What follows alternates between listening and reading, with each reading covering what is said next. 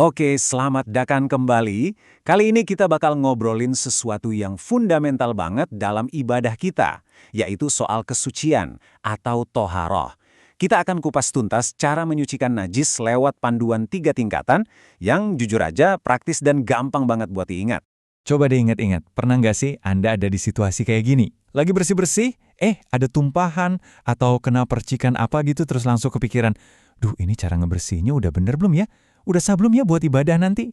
Rasa ragu kayak gitu tuh wajar banget kok. Nah, hari ini kita bakal coba hilangkan semua keraguan itu. Oke, sebelum kita jauh-jauh, kita samain persepsi dulu ya soal dua konsep dasar ini. Jadi, najis itu gampangnya ya, segala sesuatu yang dianggap kotor menurut syariat. Dan ini penting karena bisa menghalangi sahnya ibadah kita. Kalau toharah, nah ini prosesnya. Aksi kita buat membersihkan diri atau benda dari najis tadi, biar suci lagi.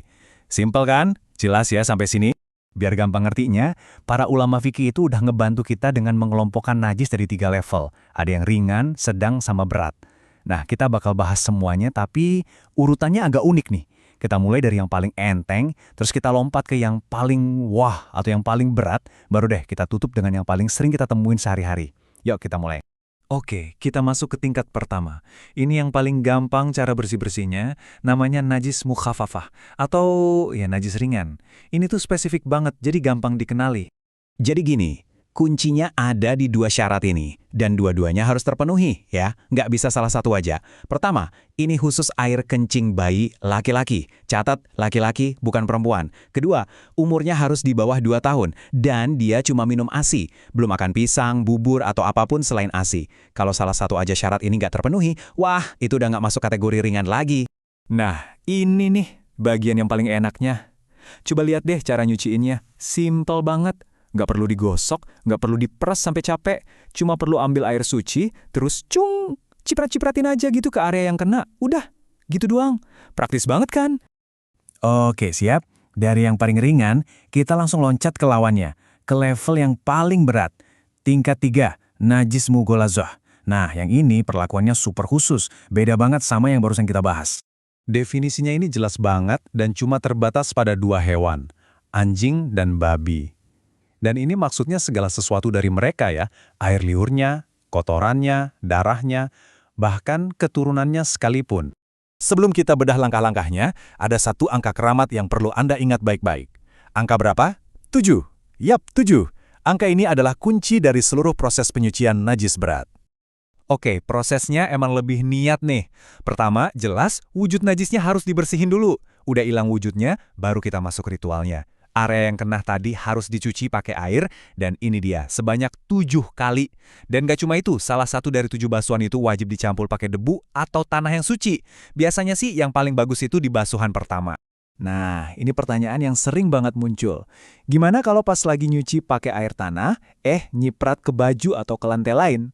Tenang, tenang. Bagian yang kena cipratan itu nggak perlu diulang dari awal pakai tanah lagi. Cukup lanjutin aja sisa basuhan airnya.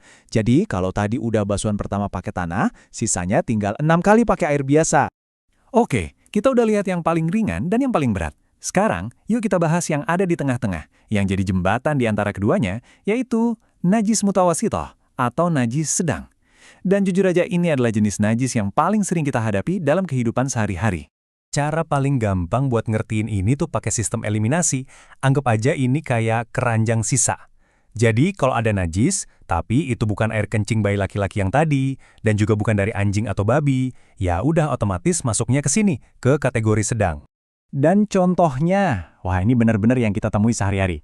Darah, nanah, kotoran kita sendiri atau hewan peliharaan, muntahan, bangkai, selain ikan dan belalang ya, sampai khamr atau minuman beralkohol.